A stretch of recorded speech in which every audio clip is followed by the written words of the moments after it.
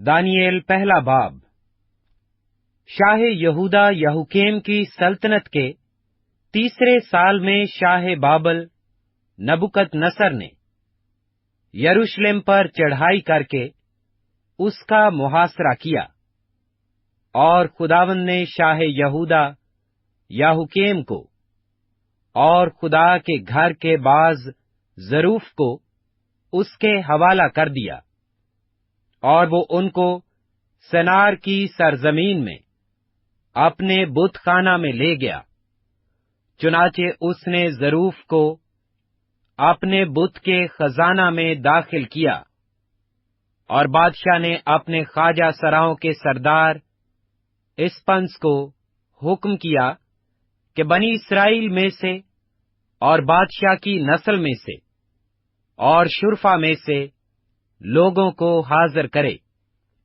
وہ بے عیب جوان بلکہ خوبصورت اور حکمت میں ماہر اور ہر طرح سے دانشور اور صاحب علم ہوں، جن میں یہ لیاقت ہو کہ شاہی قصر میں کھڑے رہیں، اور وہ ان کو کسبیوں کے علم اور ان کی زبان کی تعلیم دے، اور خداوند نے ان کے لیے شاہی خوراک میں سے اور اپنے پینے کی مے میں سے روزانہ وظیفہ مقرر کیا۔ 3 سال تک ان کی پرورش ہو، تاکہ اس کے بعد وہ بادشاہ کے حضور کھڑے ہو سکیں۔ اور ان میں بنی یہودا میں سے دانییل اور حنانیہ اور میسائیل اور عزرایہ تھے، اور خواجہ سراؤں کے سردار نے ان کے نام رکھے۔ اس نے دانییل کو بیل تشذر اور حنانیہ کو سدرک اور میسائیل کو میسک اور عزرایہ کو عبد نجو کہا۔ لیکن دانییل نے اپنے دل میں ارادہ کیا کہ اپنے آپ کو شاہی خوراک سے اور اس کی مے سے جو وہ پیتا تھا ناپاک نہ کرے۔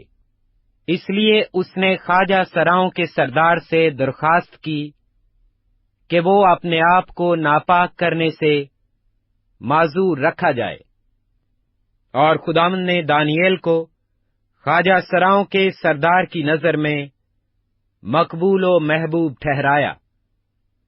چنانچہ خواجہ سراؤں کے سردار نے دانییل سے کہا کہ میں اپنے خداوند بادشاہ سے، جس نے تمہارا کھانا پینا مقرر کیا ہے، ڈرتا ہوں۔ تمہارے چہرے اس کی نظر میں تمہارے ہم عمروں کے چہروں سے کیوں زبلون ہوں، اور یوں تم میرے سر کو بادشاہ کے حضور خطرہ میں ڈالو۔ تب دانییل نے دروگا سے، جس کی خواجہ سراؤں کے سردار نے دانییل اور حنانیہ اور میسائیل اور عزرایہ پر مقرر کیا تھا، کہا، میں تیری منت کرتا ہوں کہ تو 10 روز تک اپنے خادموں کو آزما کر دیکھ، اور کھانے کو ساگ پات اور پینے کو پانی ہم کو دلوا۔ تب ہمارے چہرے ان جوانوں کے چہرے جو شاہی کھانا کھاتے ہیں تیرے حضور دیکھے جائیں۔ پھر اپنے خادموں سے جو تو مناسب سمجھے سو کر۔ چنانچہ اس نے ان کی یہ بات قبول کی، اور 10 روز تک ان کو آزمایا، اور 10 روز کے بعد ان کے چہروں پر ان سب جوانوں کے چہروں کی نسبت جو شاہی کھانا کھاتے تھے زیادہ رونق اور تازگی نظر آئی۔ تب دروگا نے ان کی خوراک اور مے کو، جو ان کے لیے مقرر تھی، موقوف کیا، اور ان کو ساگ پات کھانے کو دیا۔ تب خدا نے ان 4 جوانوں کو معرفت اور ہر طرح کی حکمت اور علم میں مہارت بخشی، اور دانییل ہر طرح کی رویا اور خواب میں صاحب فہم تھا۔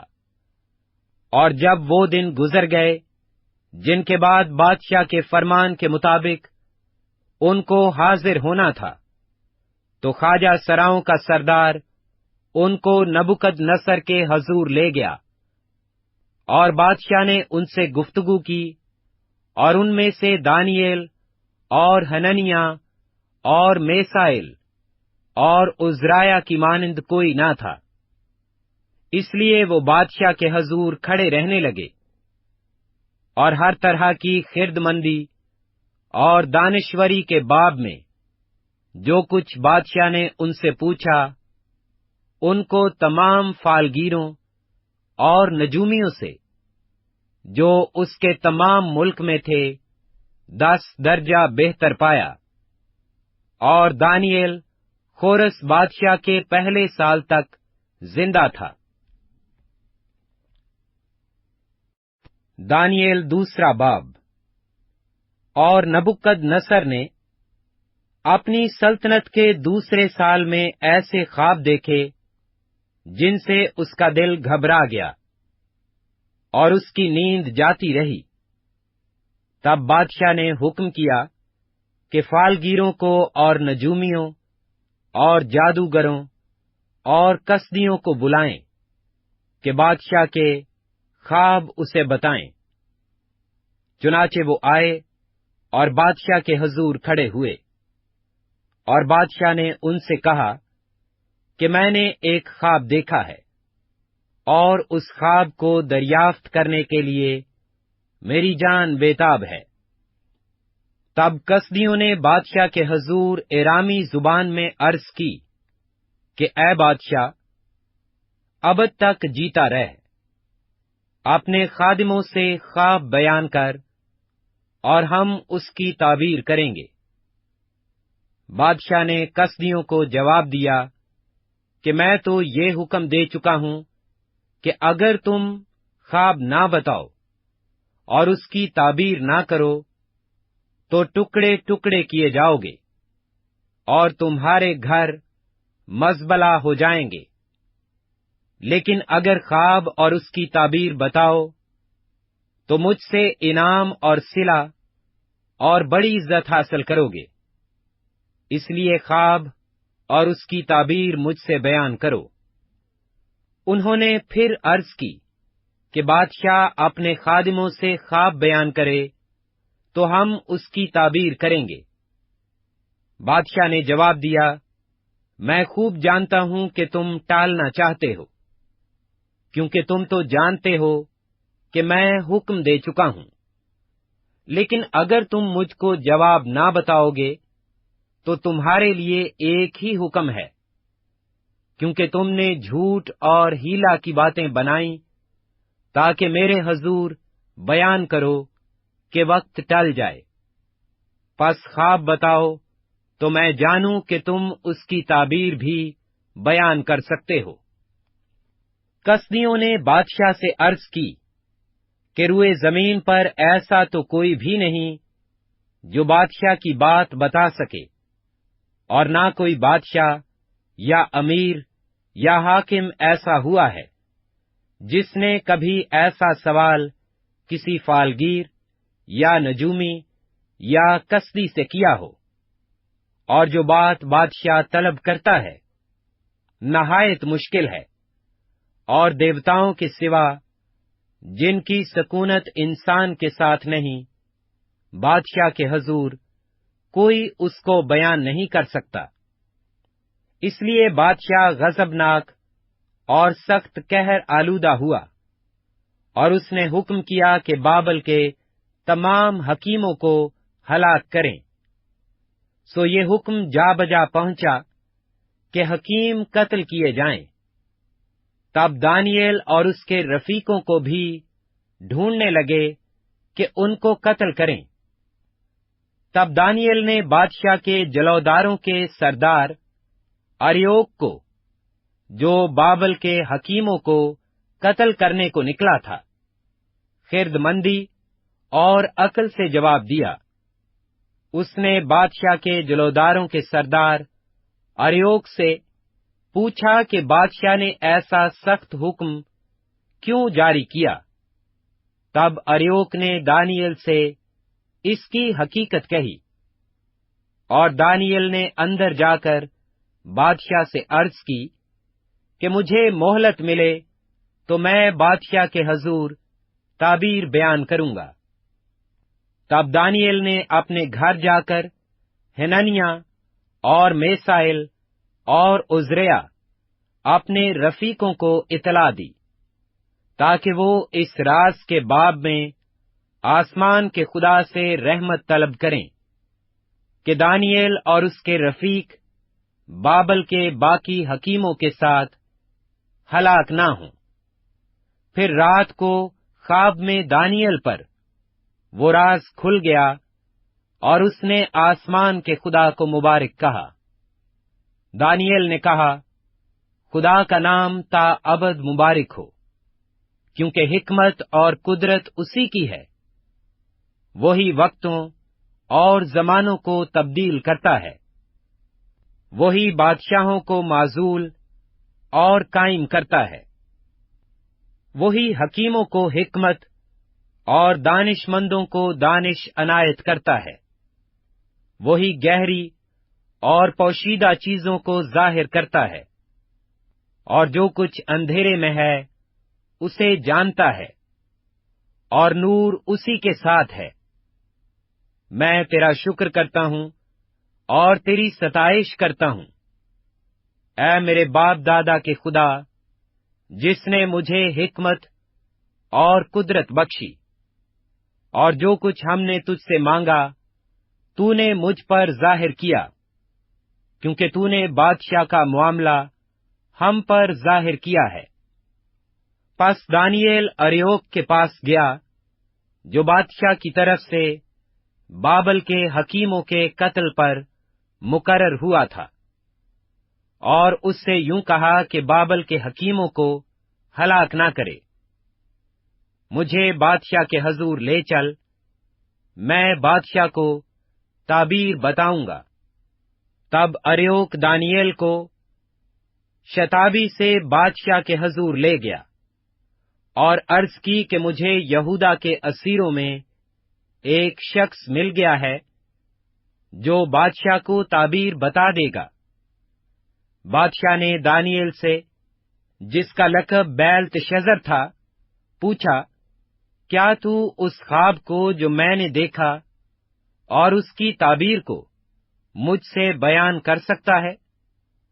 دانیل نے بادشاہ کے حضور عرض کی کہ وہ بھید جو بادشاہ نے پوچھا حکمہ اور نجومی اور جادوگر اور فالگیر بادشاہ کو بتا نہیں سکتے، لیکن آسمان پر ایک خدا ہے جو راز کی باتیں آشکارا کرتا ہے، اور اس نے نبوکت نصر بادشاہ پر ظاہر کیا ہے کہ آخری ایام میں کیا وقوع میں آئے گا۔ تیرا خواب اور تیرے دماغی خیال جو تو نے اپنے پلنگ پر دیکھے یہ ہیں۔ اے بادشاہ، تو اپنے پلنگ پر لیٹا ہوا خیال کرنے لگا کہ آئندہ کو کیا ہوگا۔ سو وہ جو رازوں کو کھولنے والا ہے تجھ پر ظاہر کرتا ہے کہ کیا کچھ ہوگا، لیکن اس راز کے مجھ پر آشکارا ہونے کا سبب یہ نہیں کہ مجھ میں کسی اور ذی حیات سے زیادہ حکمت ہے، بلکہ یہ کہ اس کی تعبیر بادشاہ سے بیان کی جائے اور تو اپنے دل کے تصورات کو پہچانے۔ اے بادشاہ، تو نے ایک بڑی مورت دیکھی، وہ بڑی مورت جس کی رونق بے نہایت تھی تیرے سامنے کھڑی ہوئی، اور اس کی صورت ہیبت ناک تھی۔ اس مورت کا سر خالص سونے کا تھا، اس کا سینہ اور اس کے بازو چاندی کے، ان کا شکم اور ان کی رانیں تانبے کی تھیں، اس کی ٹانگیں لوہے کی اور اس کے پاؤں کچھ لوہے کے اور کچھ مٹی کے تھے۔ تو اسے دیکھتا رہا یہاں تک کہ ایک پتھر ہاتھ لگائے بغیر ہی کاٹا گیا، اور اس مورت کے پاؤں پر جو لوہے اور مٹی کے تھے لگا، اور ان کو ٹکڑے ٹکڑے کر دیا۔ تب لوہا اور مٹی اور تانبا اور چاندی اور سونا ٹکڑے ٹکڑے کیے گئے، اور تابستانی کھلیان کے بھوسے کی مانند ہوئے، اور ہوا ان کو اڑا لے گئی، یہاں تک کہ ان کا پتہ نہ ملا۔ اور وہ پتھر جس نے اس مورت کو توڑا ایک بڑا پہاڑ بن گیا، اور تمام زمین میں پھیل گیا۔ وہ خواب یہ ہے، اور اس کی تعبیر بادشاہ کے حضور بیان کرتا ہوں۔ اے بادشاہ، تو شہنشاہ ہے، جس کو آسمان کے خدا نے بادشاہی و توانائی اور قدرت و شوکت بخشی ہے، اور جہاں کہیں بنی آدم سکونت کرتے ہیں، اس نے میدان کے چرندے اور ہوا کے پرندے تیرے حوالہ کر کے تجھ کو ان سب کا حاکم بنایا ہے، اور سونے کا سر تو ہی ہے، اور تیرے بغیر ایک اور سلطنت برپا ہوگی جو تجھ سے چھوٹی ہوگی، اور اس کے بعد ایک اور سلطنت تانبے کی جو تمام زمین پر حکومت کرے گی، اور چوتھی سلطنت لوہے کی مانند مضبوط ہوگی، اور جس طرح لوہا توڑ ڈالتا ہے اور سب چیزوں پر غالب آتا ہے، ہاں جس طرح لوہا سب چیزوں کو ٹکڑے ٹکڑے کرتا اور کچلتا ہے، اسی طرح وہ ٹکڑے ٹکڑے کرے گی اور کچل ڈالے گی۔ اور جو تو نے دیکھا کہ اس کے پاؤں اور انگلیاں کچھ تو کمہار کی مٹی کی اور کچھ لوہے کی تھیں، سو اس سلطنت میں تفرقہ ہو گیا، مگر جیسا کہ تو نے دیکھا کہ اس میں لوہا مٹی سے ملا ہوا تھا، اس میں لوہے کی مضبوطی ہوگی، اور چونکہ پاؤں کی انگلیاں کچھ لوہے کی اور کچھ مٹی کی تھیں، اس لیے سلطنت کچھ قوی اور کچھ ضعیف ہوگی۔ اور جیسا تو نے دیکھا کہ لوہا مٹی سے ملا ہوا تھا، وہ بنی آدم سے عام کھاتا ہوں گے، لیکن جیسے لوہا مٹی سے میل نہیں کھاتا، ویسے ہی وہ بھی باہم مل نہ کھائیں گے۔ اور ان بادشاہوں کے ایام میں آسمان کا خدا ایک سلطنت برپا کرے گا جو تابد نیست نہ ہوگی، اور اس کی حکومت کسی دوسری قوم کے حوالہ نہ کی جائے گی، بلکہ وہ ان تمام مملکتوں کو ٹکڑے ٹکڑے اور نیست کرے گی، اور وہی ابد تک قائم رہے گی۔ جیسا کہ تو نے دیکھا کہ وہ پتھر ہاتھ لگائے بغیر ہی پہاڑ سے کاٹا گیا، اور اس نے لوہے اور تانبے اور مٹی اور چاندی اور سونے کو ٹکڑے ٹکڑے کیا۔ خدا تعالی نے بادشاہ کو وہ جو کچھ دکھایا جو آگے کو ہونے والا ہے، اور یہ خواب یقینی ہے اور اس کی تعبیر یقینی ہے۔ تب نبوکت نظر بادشاہ نے منہ کے بل گر کر دانیئیل کو سجدہ کیا اور حکم دیا کہ اسے ہدیہ دیں اور اس کے سامنے بخور جلائیں۔ بادشاہ نے دانیئیل سے کہا، فی الحقیقت تیرا خدا معبودوں کا معبود اور بادشاہوں کا خداوند اور بھیدوں کا کھولنے والا ہے، کیونکہ تو اس راز کو کھول سکا۔ تب بادشاہ نے دانیئیل کو سرفراز کیا اور اسے بہت سے بڑے بڑے تحفے عطا کیے، اور اس کو بابل کے تمام صوبہ پر فرما روائی بخشی، اور بابل کے تمام حکیموں پر حکمرانی عنایت کی۔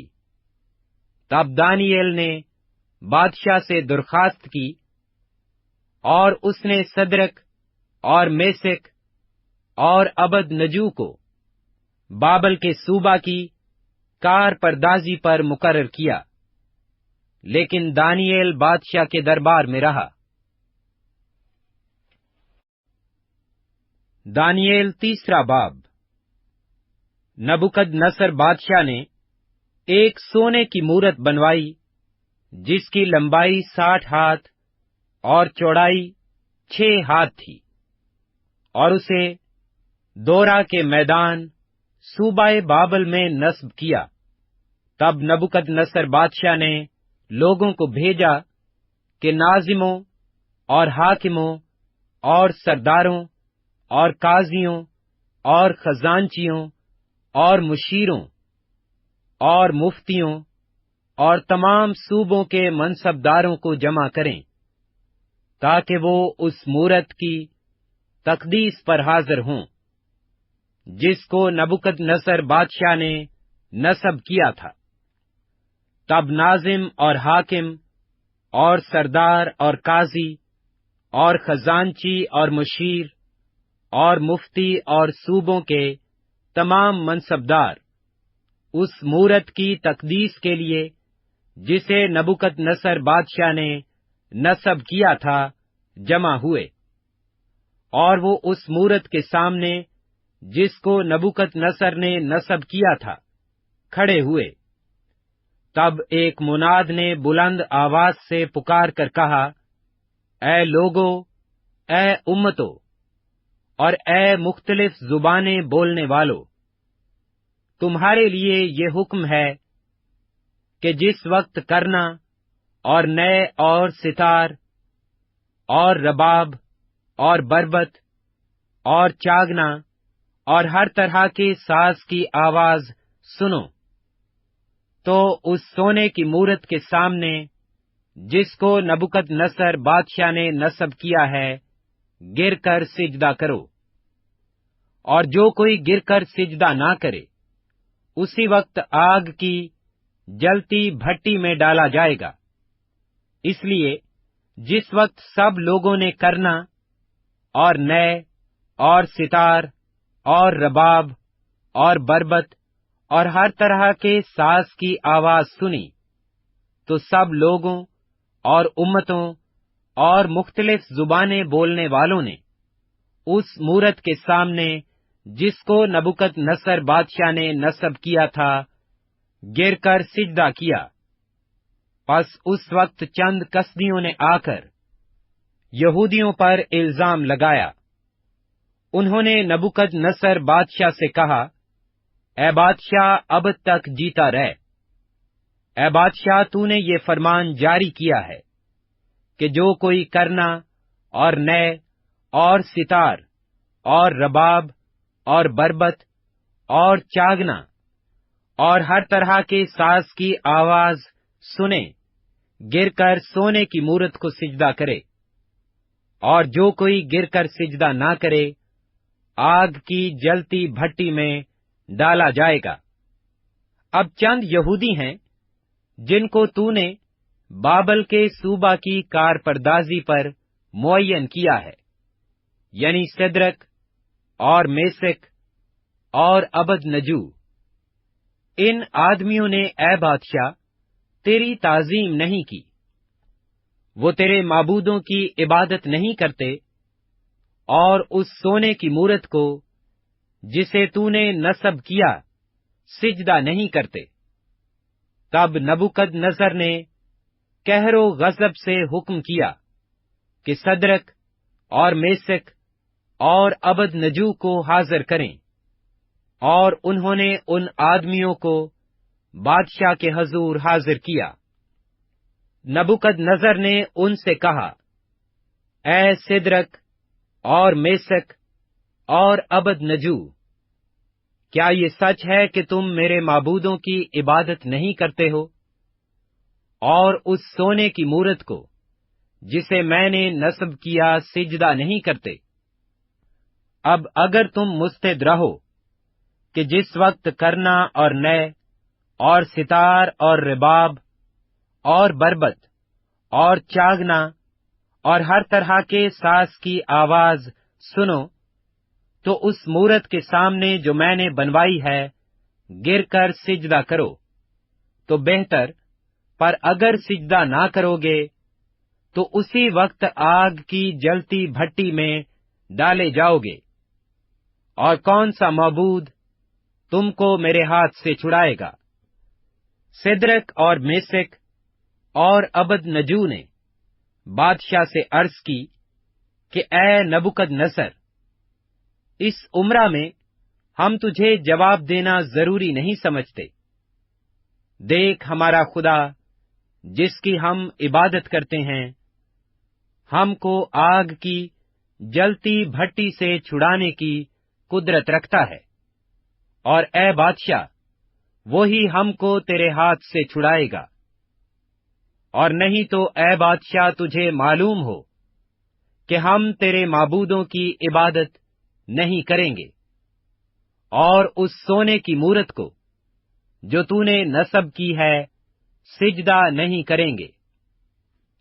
تب نبوکد نصر قہر سے بھر گیا، اور اس کے چہرے کا رنگ سدرک اور میسک اور عبد نجو پر مبدل ہوا، اور اس نے حکم دیا کہ بھٹی کی آنچ معمول سے 7 گنا زیادہ کریں۔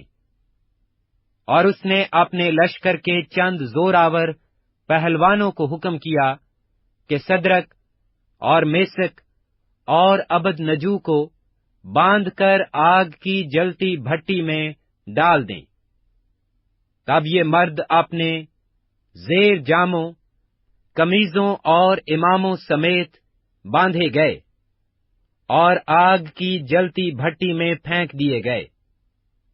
پس چونکہ بادشاہ کا حکم تاکیدی تھا، اور بھٹی کی آنچ نہایت تیز تھی، اس لیے سدرک اور میسک اور عبد نجو کو اٹھانے والے آگ کے شعلوں سے ہلاک ہو گئے۔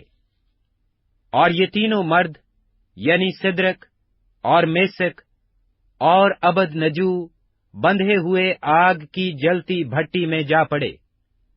تب نبوکد نصر بادشاہ سراسیما ہو کر جلد اٹھا، اور ارکان دولت سے مخاطب ہو کر کہنے لگا، کیا ہم نے 3 شخصوں کو بندھوا کر آگ میں نہیں ڈلوایا؟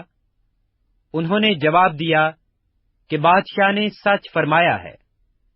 اس نے کہا، دیکھو، میں 4 شخص آگ میں کھلے پھرتے دیکھتا ہوں، اور ان کو کچھ ضرر نہیں پہنچا، اور چوتھے کی صورت ایلا زادہ کی سی ہے۔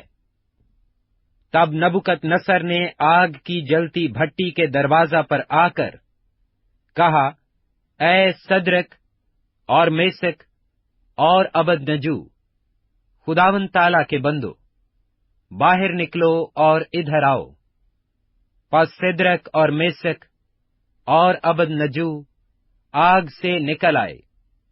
تب ناظموں اور حاکموں اور سرداروں اور بادشاہ کے مشیروں نے فراہم ہو کر ان شخصوں پر نظر کی، اور دیکھا کہ آگ نے ان کے بدنوں پر کچھ تاثیر نہ کی، اور ان کے سر کا ایک بال بھی نہ جلایا، اور ان کی پوشاک میں مطلق فرق نہ آیا، اور ان سے آگ سے جلنے کی بو بھی نہ آتی تھی۔ پس نبوکد نصر نے پکار کر کہا کہ سدرک اور میسک اور عبد نجو کا خدا مبارک ہو، جس نے اپنا فرشتہ بھیج کر اپنے بندوں کو رہائی بخشی، جنہوں نے اس پر توکل کر کے بادشاہ کے حکم کو ٹال دیا، اور اپنے بدنوں کو نثار کیا کہ اپنے خدا کے سوا کسی دوسرے معبود کی عبادت اور بندگی نہ کریں۔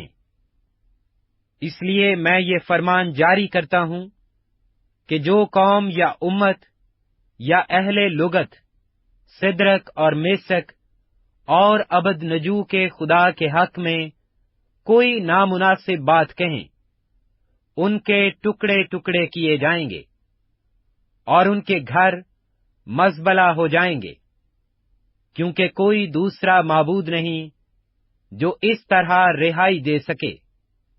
پھر بادشاہ نے سدرک اور میسک اور عبد نجو کو صوبہ بابل میں سرفراز کیا۔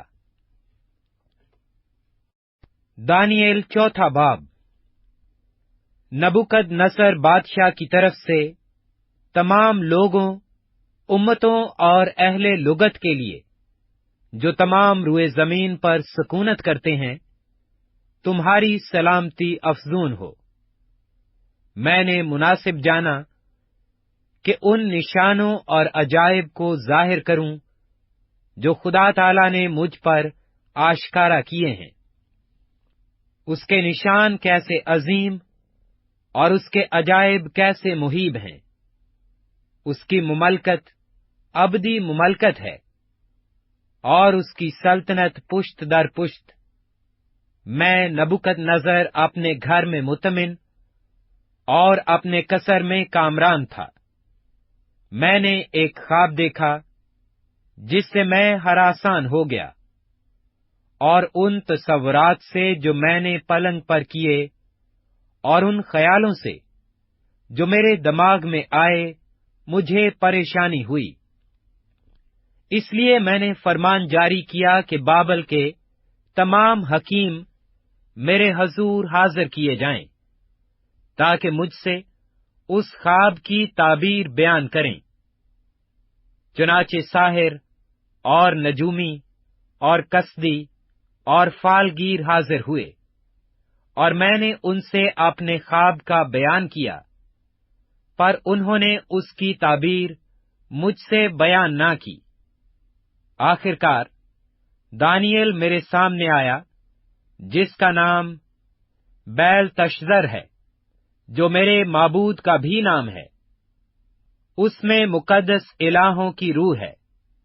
पस मैंने उसके रूबरू ख्वाब का बयान किया और कहा, ए बैलतशज़र, साहरों के सरदार, चूंकि मैं जानता हूं कि मुकद्दस इलाहों की रूह तुझ में है, और कि कोई राज की बात तेरे लिए मुश्किल नहीं, इसलिए जो ख्वाब मैंने देखा उसकी कैफियत और ताबीर बयान कर।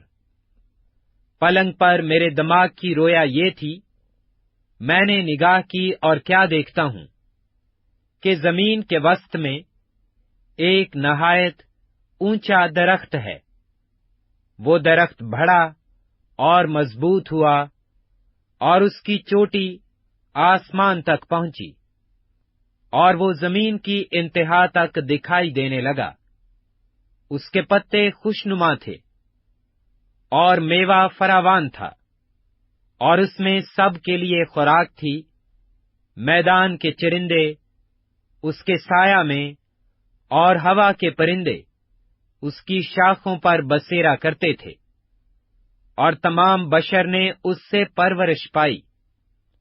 मैंने अपने पलंग पर अपनी दमागी रोया पर निगाह की और क्या देखता हूं कि एक निगहबान, हाँ एक कदूसी आसमान से उतरा। उसने बुलंद आवाज से पुकार कर यूं कहा कि दरख्त को काटो, उसकी शाखें तराशो और उसके पत्ते झाड़ो, और उसका फल बिखेर दो। चरिंदे उसके नीचे से चले जाएं, और परिंदे उसकी शाखों पर से उड़ जाएं, लेकिन उसकी जड़ों का कुंदा जमीन में बाकी रहने दो। हाँ, लोहे और तांबे के बंधन से बंधा हुआ। मैदान की हरी घास में रहने दो, और वो आसमान की शबनम से तर हो, और उसका हिस्सा जमीन की घास में हैवानों के साथ हो। उसका दिल इंसान का दिल ना रहे, बल्कि उसको हैवान का दिल दिया जाए, और उस पर 7 दौर गुजर जाएं। ये हुक्म निगहबानों के फैसला से है, और ये उमर कदूसियों के कहने के मुताबिक है, ताकि सब जी हयात पहचान लें कि हक ताला आदमियों की मुमलकत में हुक्मरानी करता है, और जिसको चाहता है उसे देता है, बल्कि आदमियों में से अदना आदमी को उस पर कायम करता है। मैं नबुकदनस्सर बादशाह ने ये ख्वाब देखा है, ए बैलतशज़र, تو اس کی تعبیر بیان کر، کیونکہ میری مملکت کے تمام حکیم مجھ سے اس کی تعبیر بیان نہیں کر سکتے، لیکن تو کر سکتا ہے، کیونکہ مقدس الہوں کی روح تجھ میں موجود ہے۔ تب دانییل، جس کا نام بیل تشذر ہے، 1 سال تک سراسیما رہا اور اپنے خیالات میں پریشان ہوا۔ بادشاہ نے اس سے کہا، اے بیل تشذر، خواب اور اس کی تعبیر سے تو پریشان نہ ہو۔ بیل تشذر نے جواب دیا، اے میرے خداوند، یہ خواب تجھ سے کینہ رکھنے والوں کے لیے اور اس کی تعبیر تیرے دشمنوں کے لیے ہو۔ وہ درخت جو تو نے دیکھا کہ بڑھا اور مضبوط ہوا، جس کی چوٹی آسمان تک پہنچی اور زمین کی انتہا تک دکھائی دیتی ہے، جس کے پتے خوشنما تھے اور میوہ فراوان تھا، جس میں سب کے لیے خوراک تھی، جس کے سایہ میں میدان کے چرندے اور شاخوں پر ہوا کے پرندے بسیرا کرتے تھے۔ اے بادشاہ، وہ تو ہی ہے جو بڑھا اور مضبوط ہوا، کیونکہ تیری بزرگی بڑی اور آسمان تک پہنچی، اور تیری سلطنت زمین کی انتہا تک۔ اور جو بادشاہ نے دیکھا کہ ایک نگہبان، ہاں ایک قدوسی، آسمان سے اترا اور کہنے لگا کہ درخت کو کاٹ ڈالو اور اسے برباد کرو، لیکن اس کی جڑوں کا کندہ زمین میں باقی رہنے دو، بلکہ اسے لوہے اور تانبے کے بندھن سے بندھا ہوا میدان کی ہری گھاس میں رہنے دو، کہ وہ آسمان کی شبنم سے تر ہو، اور جب تک اس پر 7 دور نہ گزر جائیں، اس کا بکھرا زمین کے حیوانوں کے ساتھ ہو۔ اے بادشاہ، اس کی تعبیر اور حق تعالیٰ کا وہ حکم جو بادشاہ میرے خداوند کے حق میں ہوا ہے، یہی ہے کہ تجھے آدمیوں میں سے ہانک کر نکال دیں گے، اور تو میدان کے حیوانوں کے ساتھ رہے گا، اور تو بیل کی طرح گھاس کھائے گا اور آسمان کی شبنم سے تر ہوگا، اور تجھ پر 7 دور گزر جائیں گے۔ تب تجھ کو معلوم ہوگا کہ حق تعالیٰ انسان کی مملکت میں حکمرانی کرتا ہے، اور اسے جس کو چاہتا ہے دیتا ہے۔ اور یہ جو انہوں نے حکم کیا کہ درخت کی جڑوں کے کندہ کو باقی رہنے دو، اس کا مطلب یہ ہے کہ جب تو معلوم کر چکے گا کہ بادشاہی کا اقتدار آسمان کی طرف سے ہے، تو اپنی سلطنت پر پھر قائم ہو جائے گا۔ اس لیے اے بادشاہ، تیرے حضور میری صلاح قبول ہو، اور تو اپنی خطاؤں کو صداقت سے اور اپنی بد کرداری کو مسکینوں پر رحم کرنے سے دور کر۔ ممکن ہے کہ اس سے تیرا اطمینان زیادہ ہو۔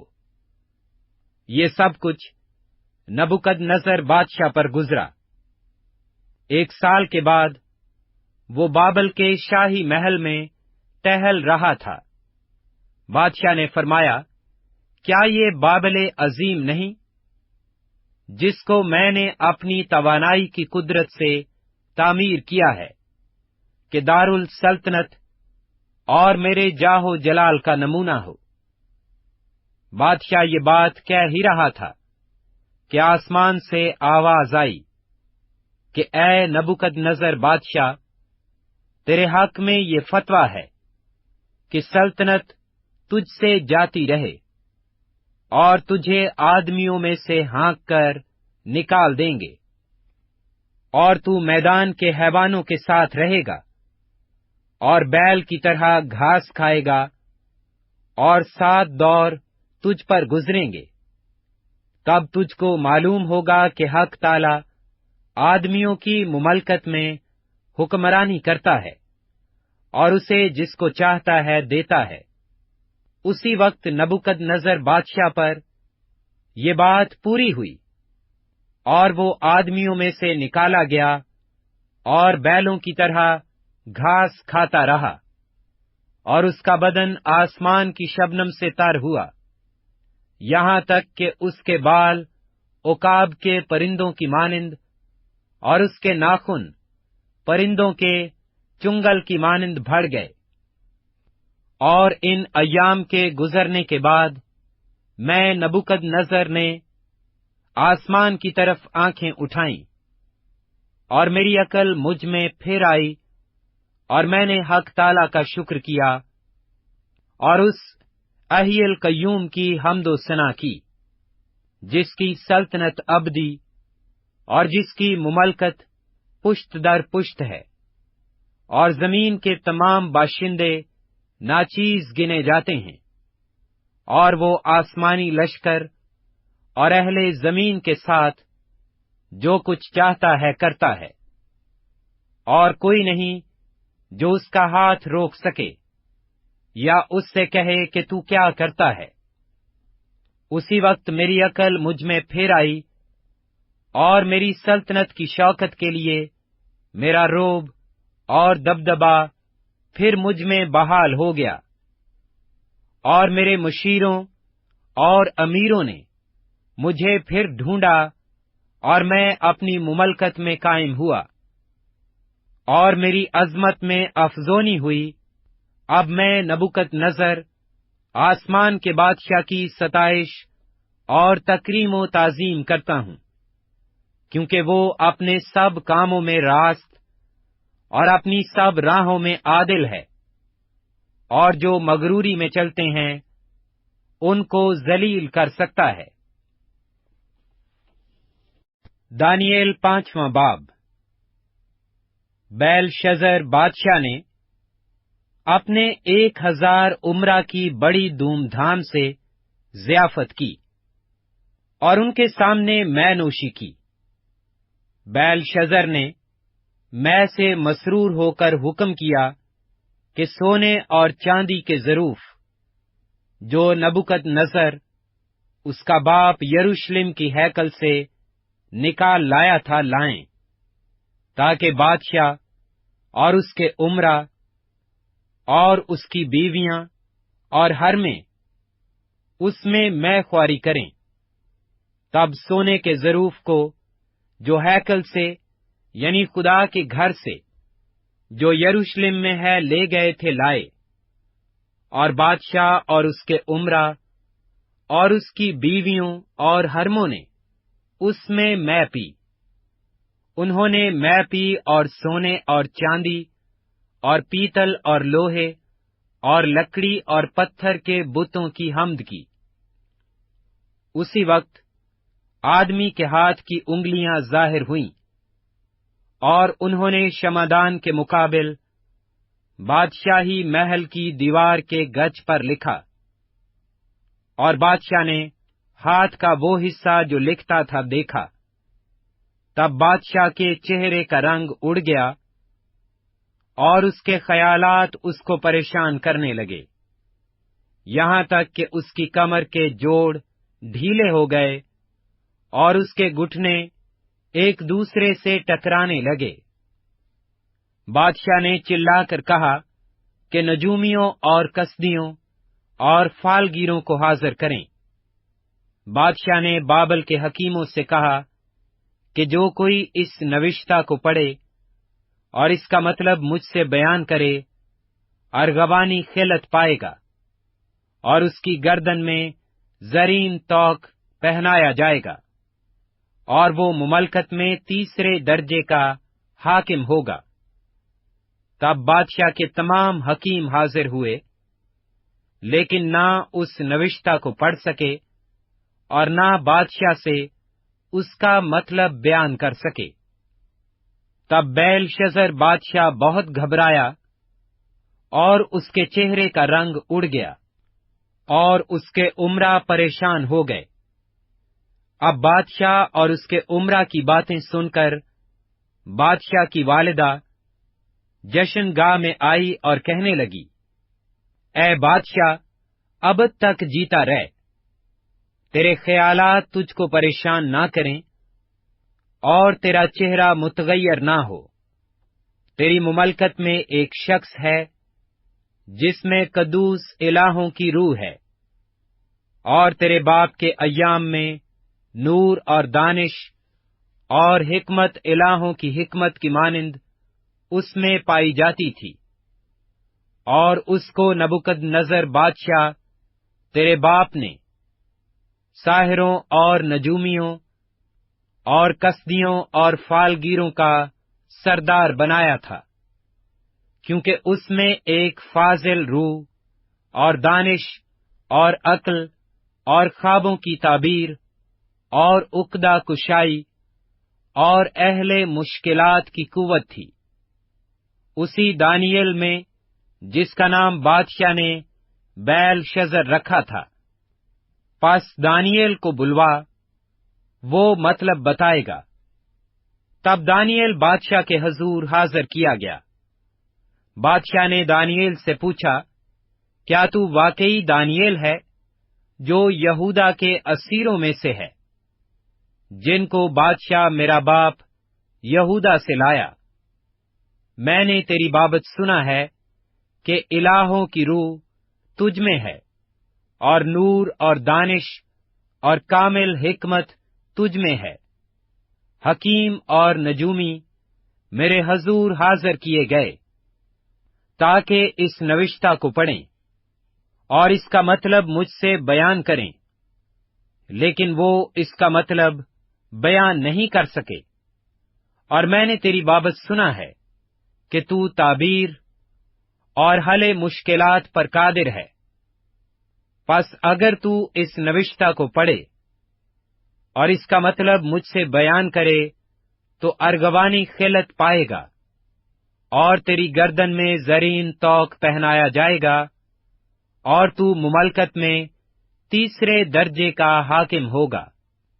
تب دانیل نے بادشاہ کو جواب دیا کہ تیرا انعام تیرے ہی پاس رہے، اور اپنا صلہ کسی اور کو دے، تو بھی میں بادشاہ کے لیے اس نوشتہ کو پڑھوں گا اور اس کا مطلب اس سے بیان کروں گا۔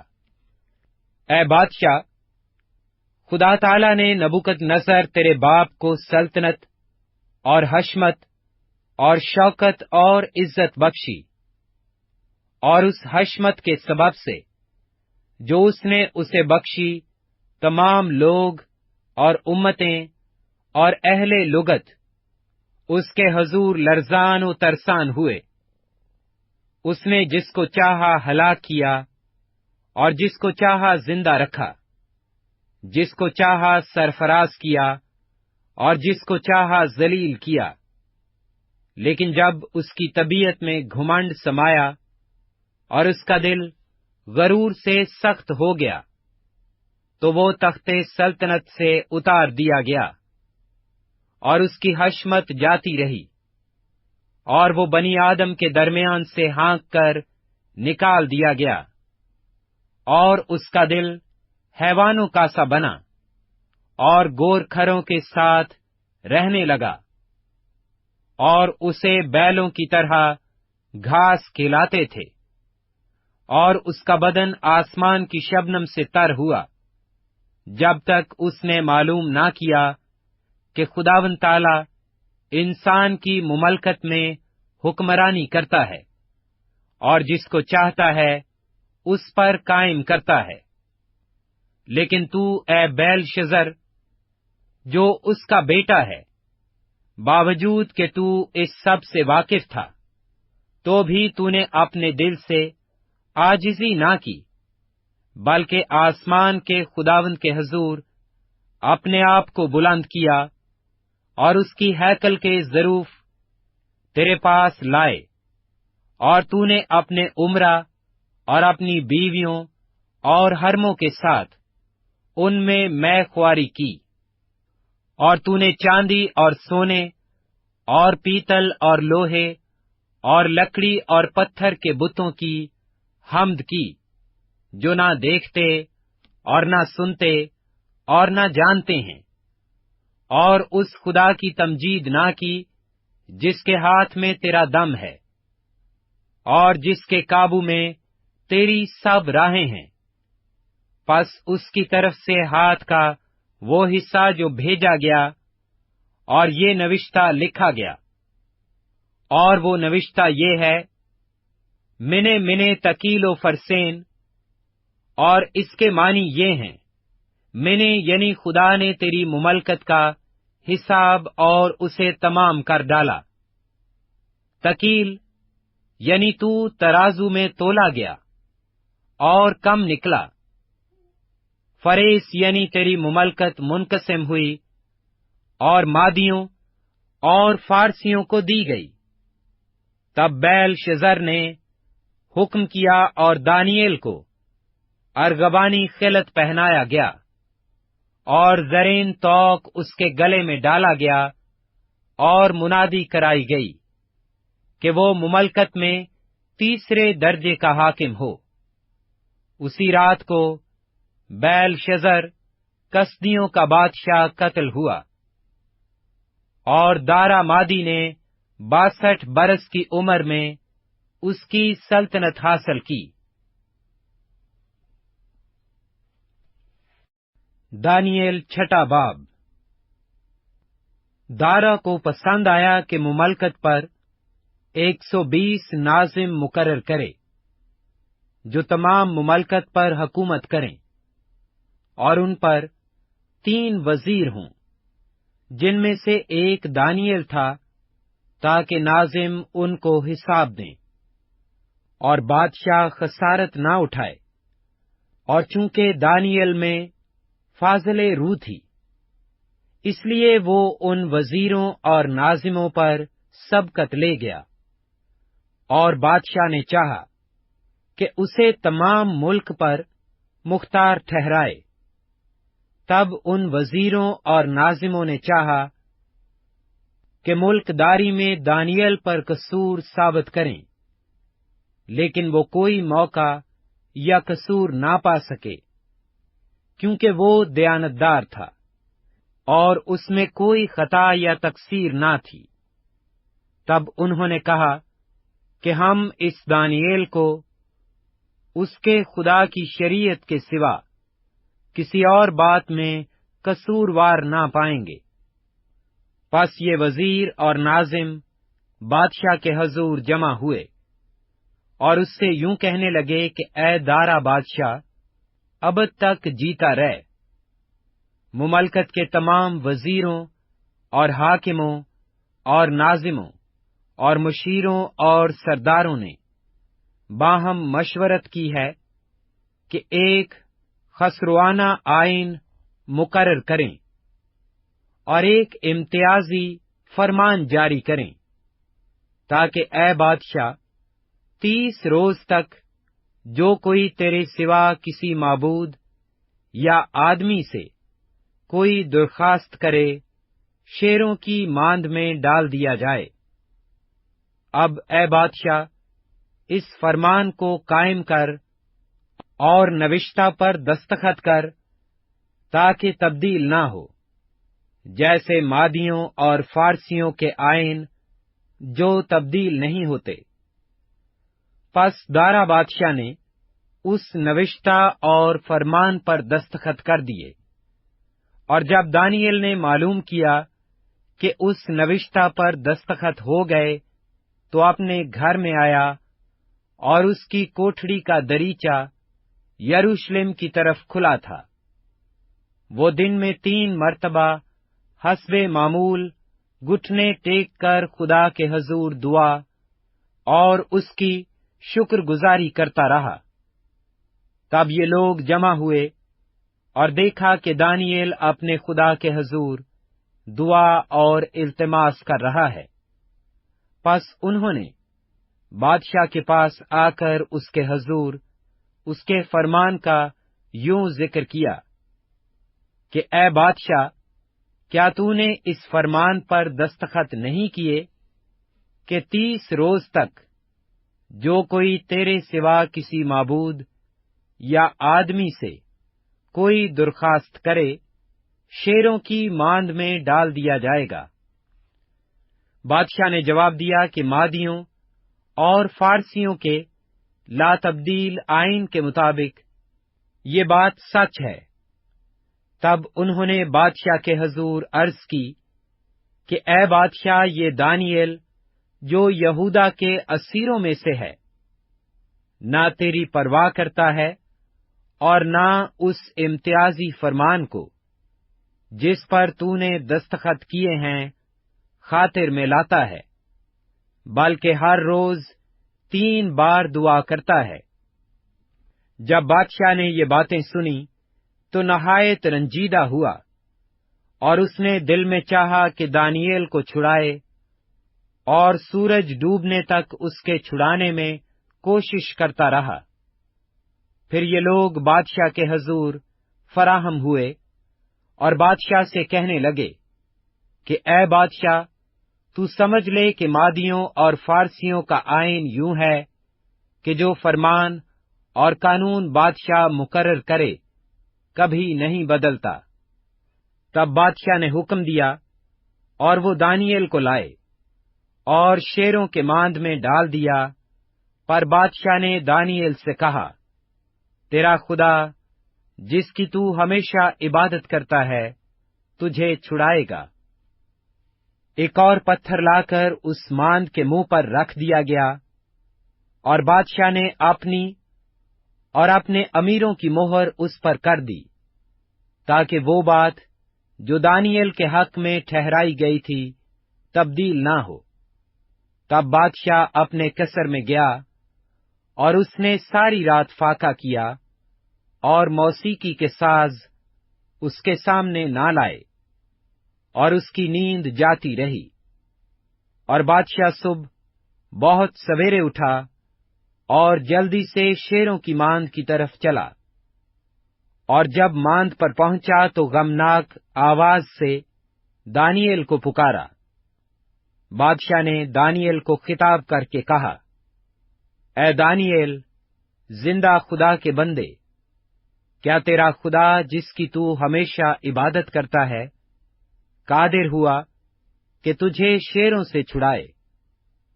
तब दानियेल ने बादशाह से कहा, ए बादशाह, अब तक जीता रह। मेरे खुदा ने अपने फरिश्ता को भेजा और शेरों के मुंह बंद कर दिए, और उन्होंने मुझे जरर नहीं पहुंचाया, क्योंकि मैं उसके हजूर बेगुनाह साबित हुआ, और तेरे हजूर भी ए बादशाह मैंने खता नहीं की। पस बादशाह नहायत शादमान हुआ और हुक्म दिया कि दानियेल को उस मांद से निकालें। पस दानियेल उस मांद से निकाला गया, और मालूम हुआ कि उसे कुछ जरर नहीं पहुंचा, क्योंकि उसने अपने खुदा पर तवक्कुल किया था। और बादशाह ने हुक्म दिया, और वो उन शख्सों को जिन्होंने दानियेल की शिकायत की थी लाए, और उनके बच्चों और बीवियों समेत उनको शेरों की मांद में डाल दिया, और शेर उन पर गालिब आए, और इससे पेशतर के मांद की तह तक पहुंचे। शेरों ने उनकी सब हड्डियां तोड़ डालीं। तब दारा बादशाह ने सब लोगों और कौमों और अहले लुगत को जो रुए जमीन पर बसते थे नामा लिखा, तुम्हारी सलामती अफजून हो। मैं ये फरमान जारी करता हूं कि मेरी मुमलकत के हर एक सूबा के लोग दानियेल के खुदा के हजूर तरसानो लरजान हों, क्योंकि वही जिंदा खुदा है और हमेशा कायम है, और उसकी सल्तनत लाजवाल है, और उसकी मुमलकत अबद तक रहेगी। वही छुड़ाता और बचाता है, और आसमान और जमीन में वही निशान और अजायब दिखाता है। उसी ने दानियेल को शेरों के पंजों से छुड़ाया है। पस ये दानियेल दारा की सल्तनत और खोरस फारसी की सल्तनत में कामयाब रहा। दानियेल 7वां बाब। شاہ بابل بیلشزر کے پہلے سال میں دانیل نے اپنے بستر پر خواب میں اپنے سر کے دماغی خیالات کی رویا دیکھی۔ تب اس نے اس خواب کو لکھا اور ان خیالات کا مجمل بیان کیا۔ دانیل نے یوں کہا کہ میں نے رات کو ایک رویا دیکھی اور کیا دیکھتا ہوں کہ آسمان کی چاروں ہوائیں سمندر پر زور سے چلیں، اور سمندر سے 4 بڑے حیوان جو ایک دوسرے سے مختلف تھے نکلے۔ پہلا شیر ببر کی مانند تھا اور عقاب سے بازو رکھتا تھا، اور میں دیکھتا رہا جب تک اس کے پر اکھاڑے گئے اور وہ زمین سے اٹھایا گیا اور آدمی کی طرح پاؤں پر کھڑا کیا گیا، اور انسان کا دل اسے دیا گیا۔ اور کیا دیکھتا ہوں کہ ایک دوسرا حیوان ریچھ کی مانند ہے، اور وہ ایک طرف سیدھا کھڑا ہوا، اور اس کے منہ میں اس کے دانتوں کے درمیان 3 پسلیاں تھیں، اور انہوں نے اسے کہا کہ اٹھ اور کثرت سے گوشت کھا۔ پھر میں نے نظر کی اور کیا دیکھتا ہوں کہ ایک اور حیوان تندوے کی مانند اٹھا، جس کی پیٹھ پر پرندے کے سے 4 بازو تھے، اور اس حیوان کے 4 سر تھے، اور سلطنت اسے دی گئی۔ پھر میں نے رات کو رویا میں دیکھا اور کیا دیکھتا ہوں کہ چوتھا حیوان ہولناک اور ہیبتناک اور نہایت زبردست ہے، اور اس کے دانت لوہے کے اور بڑے بڑے تھے۔ وہ نگل جاتا اور ٹکڑے ٹکڑے کرتا تھا، اور جو کچھ باقی بچتا اس کو پاؤں سے لتاڑتا تھا، اور یہ ان سب پہلے حیوانوں سے مختلف تھا، اور اس کے 10 سینگ تھے۔ میں نے ان سینگوں پر غور سے نظر کی اور کیا دیکھتا ہوں کہ ان کے درمیان سے ایک اور چھوٹا سا سینگ نکلا، جس کے آگے پہلوں میں سے 3 سینگ جڑ سے اکھاڑے گئے، اور کیا دیکھتا ہوں کہ اس سینگ میں انسان کی سی آنکھیں ہیں، اور ایک منہ ہے جس سے گھمنڈ کی باتیں نکلتی ہیں۔ میرے دیکھتے ہوئے تخت لگائے گئے اور قدیم الایام بیٹھ گئے۔ اس کا لباس برف سا سفید تھا، اور اس کے سر کے بال خالص اون کی مانند تھے۔ اس کا تخت آگ کے شعلہ کی مانند تھا، اور اس کے پہیے جلتی آگ کی مانند تھے۔ اس کے حضور سے ایک آتشی دریا جاری تھا، ہزاروں ہزار اس کی خدمت میں حاضر تھے، اور لاکھوں لاکھ اس کے حضور کھڑے تھے۔ عدالت ہو رہی تھی اور کتابیں کھلی تھیں۔ میں دیکھ ہی رہا تھا کہ اس سینگ کی گھمنڈ کی باتوں کی آواز کے سبب سے میرے دیکھتے ہوئے وہ حیوان مارا گیا، اور اس کا بدن ہلاک کر کے شعلہ زن آگ میں ڈالا گیا، اور باقی حیوانوں کی سلطنت بھی ان سے لے لی گئی، لیکن وہ ایک زمانہ اور ایک دور زندہ رہے۔ میں نے رات کو رویا میں دیکھا اور کیا دیکھتا ہوں کہ ایک شخص آدم زاد کی مانند آسمان کے بادلوں کے ساتھ آیا اور قدیم الایام تک پہنچا۔ وہ اسے اس کے حضور لائے، اور سلطنت اور حشمت اور مملکت اسے دی گئی، تاکہ سب لوگ اور امتیں اور اہل لغت اس کی خدمت گزاری کریں۔ اس کی سلطنت ابدی سلطنت ہے جو جاتی نہ رہے گی، اور اس کی مملکت لازوال ہوگی۔ مجھ دانیل کی روح میرے بدن میں ملول ہوئی، اور میرے دماغ کے خیالات نے مجھے پریشان کر دیا۔ جو میرے نزدیک کھڑے تھے، میں ان میں سے ایک کے پاس گیا اور اس سے ان سب باتوں کی حقیقت دریافت کی۔ پس اس نے مجھے بتایا اور ان سب باتوں کا مطلب سمجھا دیا۔ یہ 4 بڑے حیوان 4 بادشاہ ہیں جو زمین پر برپا ہوں گے، لیکن حق تعالیٰ کے مقدس لوگ سلطنت لے لیں گے اور ابد تک، ہاں ابدالآباد تک اس سلطنت کے مالک رہیں گے۔ تب میں نے چاہا کہ چوتھے حیوان کی حقیقت سمجھوں، جو ان سب سے مختلف اور نہایت ہولناک تھا، جس کے دانت لوہے کے اور ناخن پیتل کے تھے، جو نگلتا اور ٹکڑے ٹکڑے کرتا، اور جو کچھ باقی بچتا اس کو پاؤں سے لتاڑتا تھا۔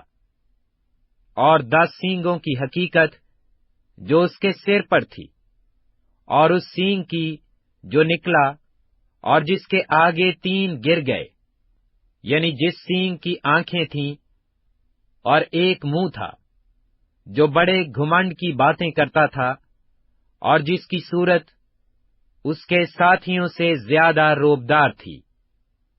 میں نے دیکھا کہ وہی سینگ مقدسوں سے جنگ کرتا اور ان پر غالب آتا رہا، جب تک کہ قدیم الایام نہ آیا اور حق تعالیٰ کے مقدسوں کا انصاف نہ کیا گیا، اور وقت آ نہ پہنچا کہ مقدس لوگ سلطنت کے مالک ہوں۔ اس نے کہا کہ چوتھا حیوان دنیا کی چوتھی سلطنت ہے، جو تمام سلطنتوں سے مختلف ہے، اور تمام زمین کو نگل جائے گی اور اسے لتاڑ کر ٹکڑے ٹکڑے کرے گی۔ اور وہ 10 سینگ 10 بادشاہ ہیں جو اس سلطنت میں برپا ہوں گے، اور ان کے بعد ایک اور برپا ہوگا، اور وہ پہلوں سے مختلف ہوگا، اور 3 بادشاہوں کو زیر کرے گا، اور وہ حق تعالیٰ کے خلاف باتیں کرے گا، اور حق تعالیٰ کے مقدسوں کو تنگ کرے گا، اور مقررہ اوقات و شریعت کو بدلنے کی کوشش کرے گا۔ اور وہ ایک دور اور دوروں اور نیم دور تک اس کے حوالہ کیے جائیں گے۔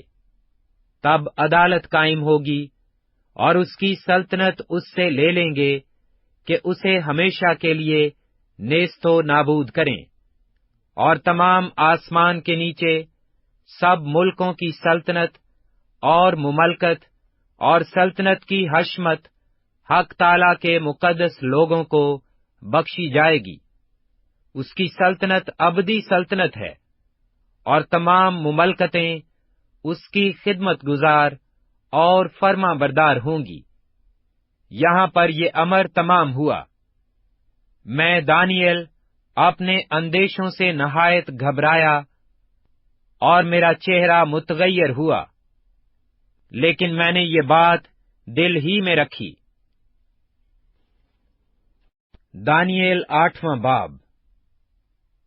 بیلشزر بادشاہ کی سلطنت کے 3 سال میں مجھ کو، ہاں مجھ دانیل کو، ایک رویا نظر آئی، یعنی میری پہلی رویا کے بعد۔ اور میں نے عالم رویا میں دیکھا، اور جس وقت میں نے دیکھا ایسا معلوم ہوا کہ میں قصر سوسن میں تھا، جو صوبہ ایلام میں ہے۔ پھر میں نے عالم رویا ہی میں دیکھا کہ میں دریائے اولائی کے کنارہ پر ہوں۔ تب میں نے آنکھ اٹھا کر نظر کی، اور کیا دیکھتا ہوں کہ دریا کے پاس ایک مینڈھا کھڑا ہے، جس کے 2 سینگ ہیں۔ دونوں سینگ اونچے تھے، لیکن ایک دوسرے سے بڑا تھا، اور بڑا دوسرے کے بعد نکلا تھا۔ میں نے اس مینڈے کو دیکھا کہ مغرب و شمال و جنوب کی طرف سینگ مارتا ہے، یہاں تک کہ نہ کوئی جانور اس کے سامنے کھڑا ہو سکتا ہے، اور نہ کوئی اس سے چھڑا سکا، پر وہ جو کچھ چاہتا تھا کرتا تھا، یہاں تک کہ وہ بہت بڑا ہو گیا۔ اور میں سوچ ہی رہا تھا کہ ایک بکرا مغرب کی طرف سے آ کر تمام روئے زمین پر ایسا پھرا کہ زمین کو بھی نہ چھوا، اور اس بکرے کی دونوں آنکھوں کے درمیان ایک عجیب سینگ تھا، اور وہ اس 2 سینگ والے مینڈھے کے پاس جسے میں نے دریا کے کنارے کھڑا دیکھا آیا اور اپنے زور کے قہر سے اس پر حملہ آور ہوا، اور میں نے دیکھا کہ وہ مینڈھے کے قریب پہنچا، اور اس کا غضب اس پر بھڑکا، اور اس نے مینڈھے کو مارا اور اس کے دونوں سینگ توڑ ڈالے، اور مینڈھے میں اس کے مقابلہ کی تاب نہ تھی۔ پس اس نے اسے زمین پر پٹک دیا اور اسے لتاڑا، اور کوئی نہ تھا کہ مینڈھے کو اس سے چھڑا سکے۔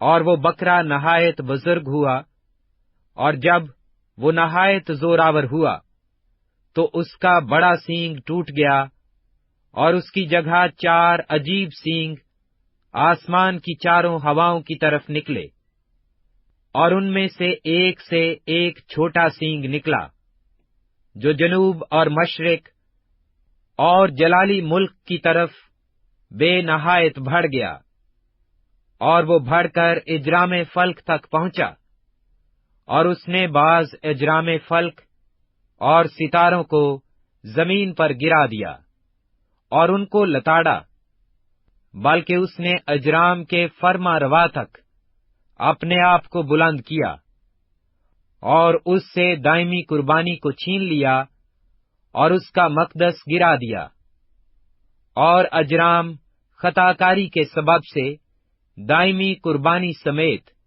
اس کے حوالہ کیے گئے، اور اس نے سچائی کو زمین پر پٹک دیا، اور وہ کامیابی کے ساتھ یوں ہی کرتا رہا۔ تب میں نے ایک قدوسی کو کلام کرتے سنا، اور دوسرے قدوسی نے اسی قدوسی سے جو کلام کرتا تھا پوچھا کہ دائمی قربانی اور ویران کرنے والی خطاکاری کی رویا، جس میں مقدس اور اجرام پامال ہوتے ہیں، کب تک رہے گی؟ اور اس نے مجھ سے کہا کہ 2300 صبح و شام تک، اس کے بعد مقدس پاک کیا جائے گا۔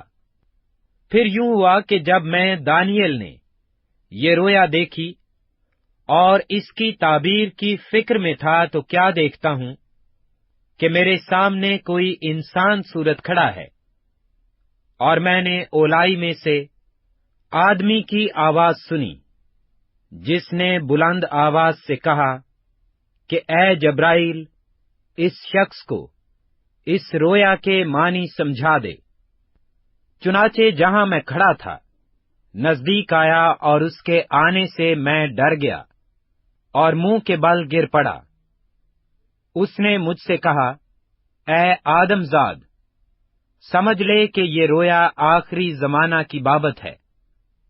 اور جب وہ مجھ سے باتیں کر رہا تھا، میں گہری نیند میں منہ کے بل زمین پر پڑا تھا، لیکن اس نے مجھے پکڑ کر سیدھا کھڑا کیا اور کہا کہ دیکھ، میں تجھے سمجھاؤں گا کہ قہر کے آخر میں کیا ہوگا، کیونکہ یہ امر آخری مقررہ وقت کی بابت ہے۔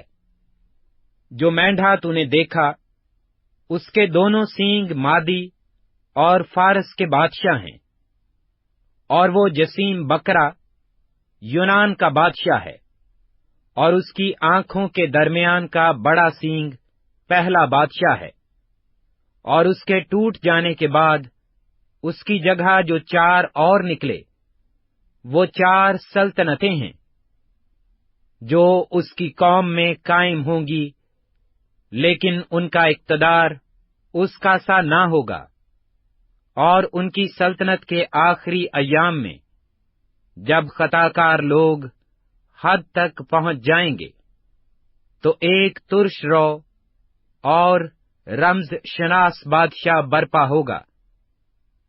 یہ بڑا زبردست ہوگا، لیکن اپنی قوت سے نہیں، اور عجیب طرح سے برباد کرے گا، اور برومند ہوگا، اور کام کرے گا، اور زوراوروں اور مقدس لوگوں کو ہلاک کرے گا، اور اپنی چترائی سے ایسے کام کرے گا کہ اس کی فطرت کے منصوبے اس کے ہاتھ میں خوب انجام پائیں گے، اور دل میں بڑا گھمنڈ کرے گا، اور صلح کے وقت میں بتھیروں کو ہلاک کرے گا۔